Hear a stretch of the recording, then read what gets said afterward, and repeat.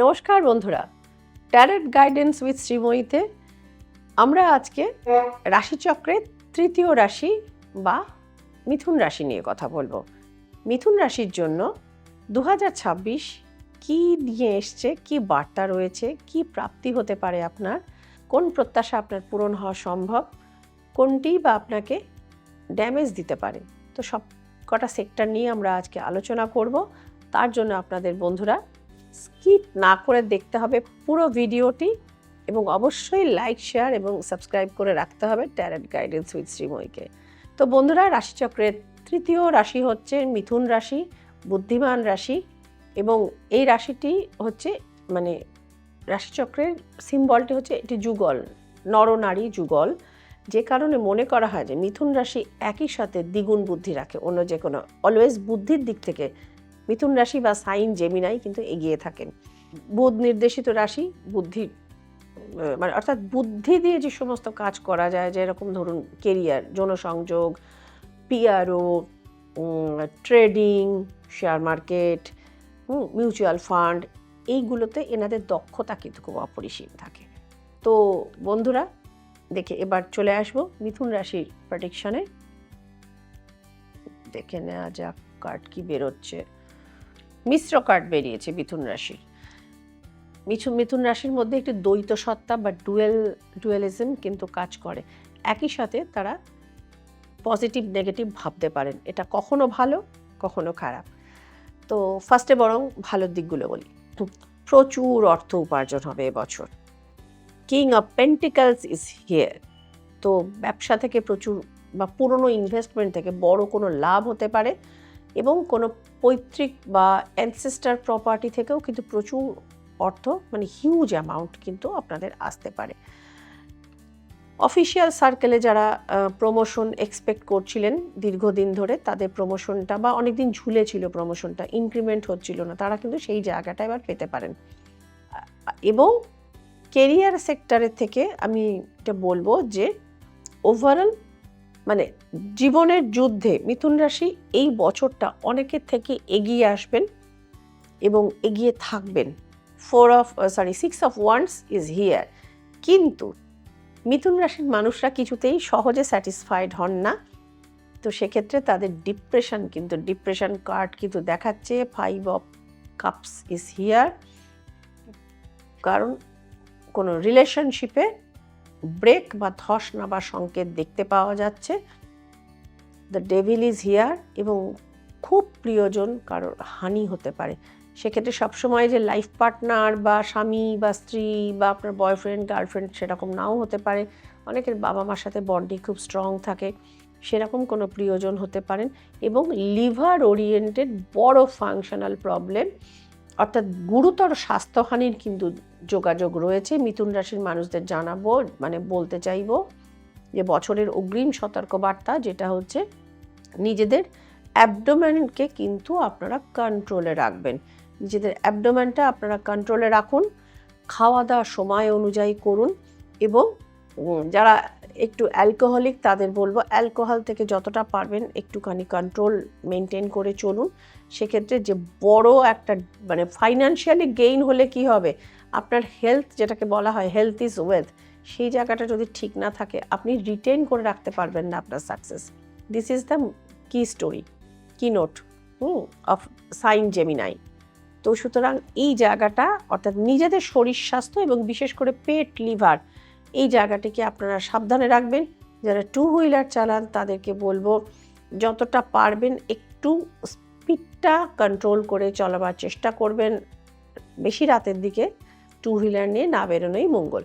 তো সতর্কতা কয়েকটা দেওয়ার আছে, এটা আমি দিলাম। এবং আরেকটি জিনিস বলছি, যদিও মঙ্গলের বছর শেষ হয়ে গেছে, তা হলো মিথুন রাশির মানুষদের মঙ্গলের একটু প্রতিকার করে নেওয়া এবং রাহুর প্রতিকার করে নেওয়া অবশ্যই উচিত। যতটা তাড়াতাড়ি সম্ভব করিয়ে নিতে পারলে বছরটা অন্তত পুরো, বছরের শুরুর দিকে যদি আপনারা করিয়ে নিতে পারেন, সেক্ষেত্রে কিন্তু পুরো বছরটাই সেফ অ্যান্ড সিকিওর থাকতে পারেন, যাতে আপনারা কেরিয়ারে ফোকাস করতে পারেন, যাতে আপনারা বিদেশ যাত্রা করতে পারেন, যাতে আপনারা লাইফে আরও গ্রো করতে পারেন। তো সুতরাং হেলথটাকে মেনটেন করবার চেষ্টা করুন। এবং নাম্বারগুলো এবার বলে দিচ্ছি।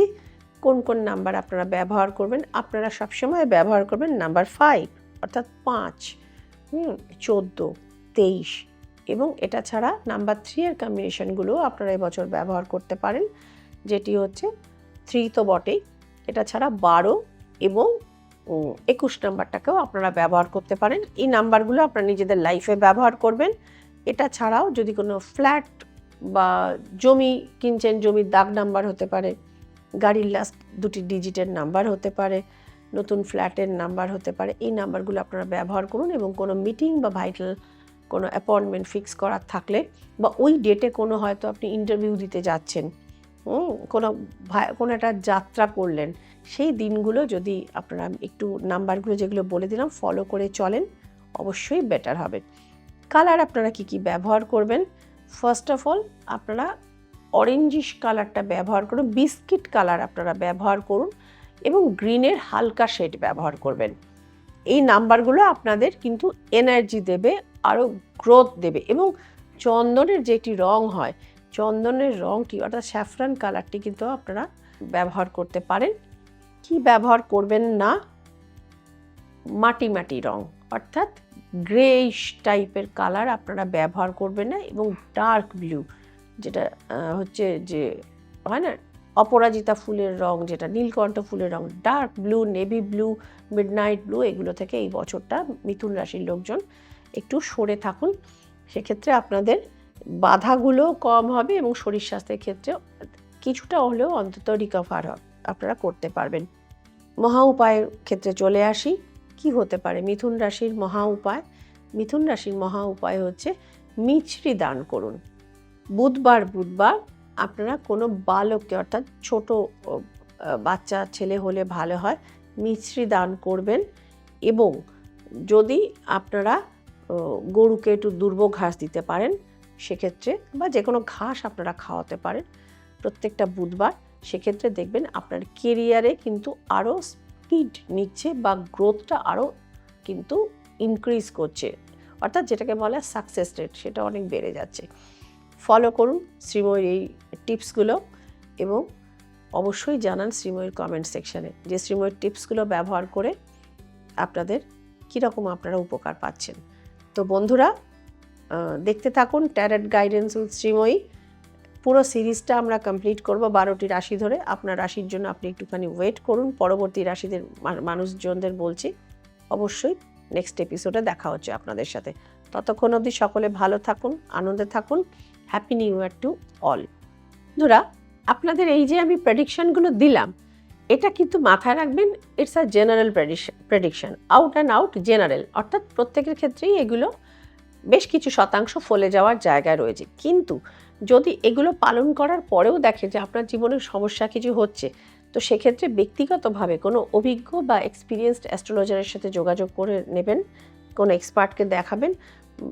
তিনি আপনাদের দেখে বলবেন যে আপনার হরোস্কোপে বা কুণ্ডলী, যেটাকে আমরা চার্ট বলে থাকি, লগন চার্ট, সেটাতে কোনো শাপিত দোষ, কোনো নাগ দোষ বা কোনো পূর্বজন্মকৃত কোনো প্রবলেম সেক্ষেত্রে ক্রিয়েট করেছে কি না, যদি থাকে সেক্ষেত্রেও তার বিধান রয়েছে জ্যোতিষশাস্ত্র মতে। যদি মনে করেন সেটার জন্য আপনারা আমাকে দেখাতে চান, শ্রীময়ীকে দেখাতে চান, তো সেক্ষেত্রেও আমার নাম্বার স্ক্রলে যাচ্ছে, সেক্ষেত্রেও কিন্তু সরাসরি যোগাযোগ করে অনলাইন বা অফলাইন অ্যাপয়েন্টমেন্টের মাধ্যমে কিন্তু আপনারা আমার সঙ্গে যোগাযোগ করে সমস্যা মুক্ত হতে পারেন, যেটা হচ্ছে ব্যক্তিগত সমস্যার জন্য। আর মানে জেনারেল সমস্যার জন্য বা জেনারেল প্রেডিকশনের ক্ষেত্রে অবশ্যই দেখবেন ট্যারট গাইডেন্স উইথ শ্রীময়ী।